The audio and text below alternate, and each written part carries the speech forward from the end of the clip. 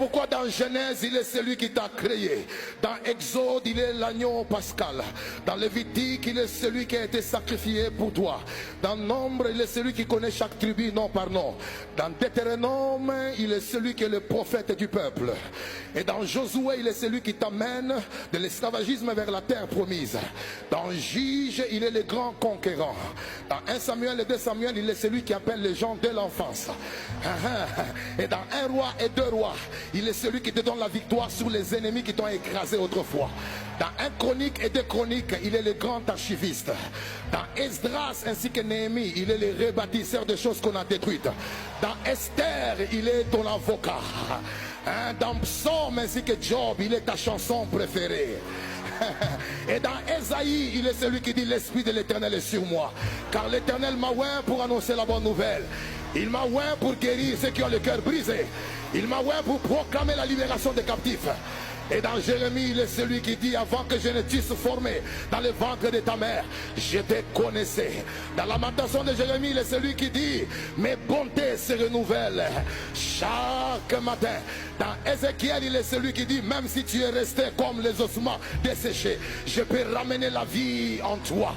Je peux ramener la vie en toi. Dans Daniel, il est celui qui se présente comme le 4e homme dans le feu. Et dans Osée, il est celui qui dit mon peuple périt faute de connaissance. Dans Jonas, il est celui qui dit même si les poissons t'avaient avalé, je les commanderai, je lui donnerai l'ordre de te vomir.